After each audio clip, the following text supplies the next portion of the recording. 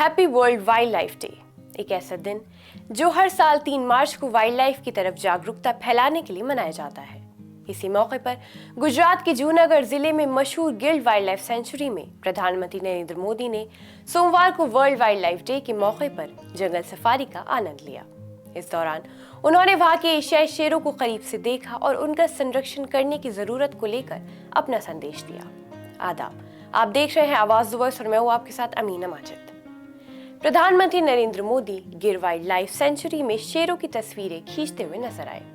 उन्होंने अपने DSLR कैमरे से शेरों की शानदार तस्वीर ली, जो उनकी वाइल्ड लाइफ के लिए गहरी दिलचस्पी को दिखाता है। प्रधानमंत्री नरेंद्र मोदी ने गिर वाइल्ड लाइफ सेंचुरी की पहले सोशल मीडिया प्लेटफॉर्म एक्स पर एक वीडियो शेयर किया था। इस वीडियो में उन्होंने वर्ल्ड वाइल्ड लाइफ डे के महत्व पर बात की और बायोडाइवर्सिटी को कंजर्व करने की जरूरत के बारे में बताया। वर्ल्ड वाइल्ड लाइफ डे के मौके पर कई बातें लिखी और आने वाली पीढ़ियों के लिए वाइल्ड लाइफ के भविष्य की हिफाजत करने की बात कही। उन्होंने कहा, भारत इकोलॉजी और अर्थव्यवस्था के बीच संघर्ष में विश्वास नहीं करता, बल्कि वो दोनों के सहअस्तित्व को समान महत्व देता है। भारत में बाघों की आबादी के बढ़ने की वजह से भारत ने यह साबित कर दिया है कि संरक्षण और विकास दोनों एक साथ हो सकते हैं।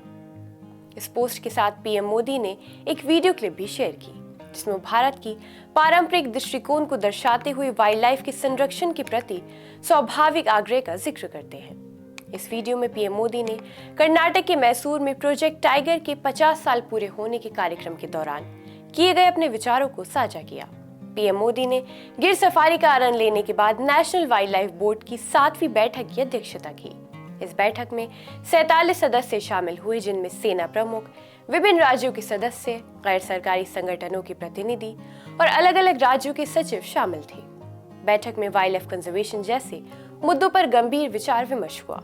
इसके बाद पीएम मोदी शासन में महिला वन कर्मचारियों से भी बातचीत करेंगे।